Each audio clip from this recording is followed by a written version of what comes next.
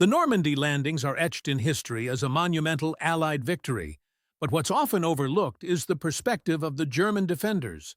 Military historian Robert M. Satino highlights that while the D-Day landings are celebrated by the Allies, the German side is often portrayed as a once-proud military force that could no longer rise to the challenge. Our aim here is not to sympathize with the Nazi regime or its ideology, but to explore the human elements on the lesser-known side of this epic clash. To understand the German perspective, we first need to revisit the context leading up to the Normandy landings. The confrontation along the Atlantic coast had been anticipated for some time.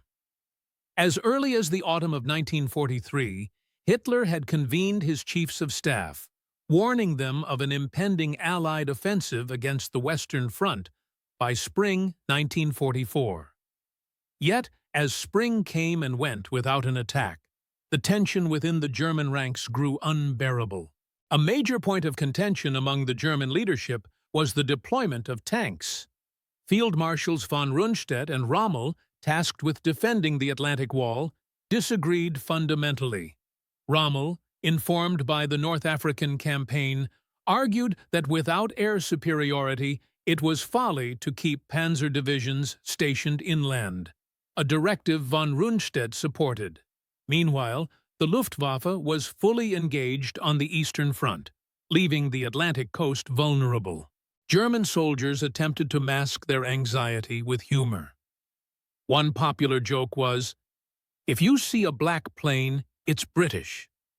If you see a white plane, it's American. When you see nothing at all, it's the Luftwaffe." However, for the non-German troops, such as the Polish, Georgian, and Soviet prisoners conscripted into Nazi service, humor was likely in short supply. These soldiers, together with injured German veterans, formed a substantial part of the forces stationed along the Atlantic coast. Many had not eaten for days by the time the invasion began. One soldier, Paul Goetz, just 17 at the time, recounted how he sought milk in a nearby village only to be told by the French inhabitants, "Go away. The Allies have already landed with tanks." The tide had turned, and the French no longer saw the need to appease their occupiers.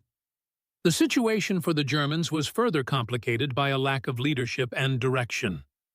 Convinced that the Allies wouldn't dare cross the Channel in June due to poor weather, Rommel had returned home to celebrate his wife's birthday and meet with Hitler.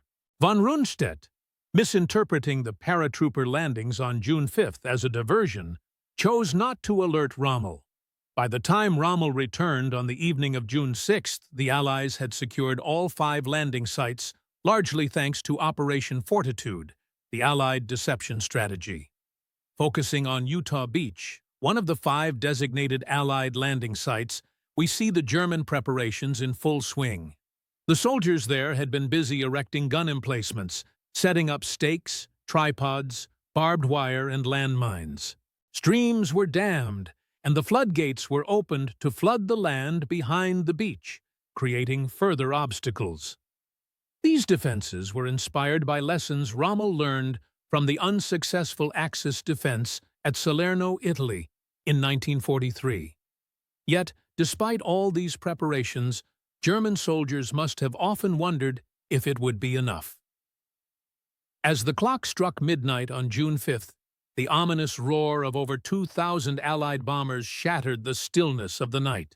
The bombing raid's effectiveness remains debated, but this was just the beginning. Paratroopers began landing in the area, and skirmishes continued until dawn. As daylight broke, the German soldiers saw a sight that would crush their spirits. A vast armada of ships appeared on the horizon, and a naval bombardment commenced. Paul Goetz described the scene. "As soon as we walked over the dunes and saw thousands of ships and all those landing boats and barrage balloons, I knew the war was lost." It was a moment when hope vanished for many, as buildings crumbled and livestock roamed freely amid the chaos. Despite the overwhelming onslaught, the German defenders were resolute in their determination to fight. With minimal air support, they knew the responsibility fell on their shoulders to halt the Allied advance. A sense of relief mingled with dread as they faced the inevitable. Staff Sergeant Joseph B. wrote, "Finally, the hour has come. Although it had to happen and was foreseeable, it impressed me a lot. Of course, it is not a trifle. For sure, these hours, the greatest battle is taking place that the world has ever seen. Hopefully, fortune is with us now." Amid the chaos, German soldiers away from their positions attempted to regroup. Those who succeeded gathered in fortified bunkers equipped with mounted machine guns and anti-aircraft flak guns.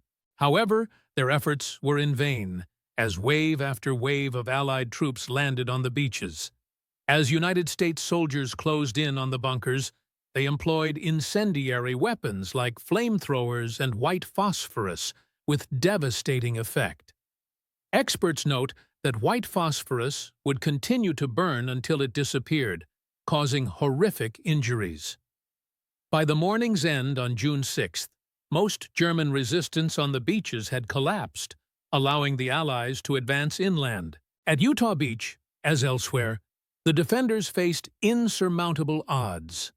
At Sword Beach, German forces contended with paratroopers who had captured critical points behind their lines. Helmut Rumor, a German soldier captured after hiding for 36 hours, reflected, "We were exhausted and decided to hand ourselves over to the British." At Gold Beach, the defenders were weakened by aerial bombardment and fell within an hour. At Juno Beach, Canadian troops not only secured their objectives, but advanced further inland than any other landing party. Omaha Beach saw the fiercest German resistance due to the proximity of bunkers to the shore, yet even here, the sheer number of Allied troops eventually overwhelmed the defenders. The German command had anticipated an Allied invasion, but remained uncertain about its timing and location. Furthermore, they underestimated the Allies' numerical and material advantages. When Hitler awoke on June 6th, he was initially pleased, believing the uncertainty had lifted and the Allies would be driven back into the sea. But the reality on the ground was starkly different. The Allies had achieved a foothold from which they would drive the German forces back, marking the beginning of the end for the Nazi regime. If you enjoyed this content, visit our channel for more stories like this. Please like and subscribe. It helps the channel grow. Also let us know in the comments where you are watching from.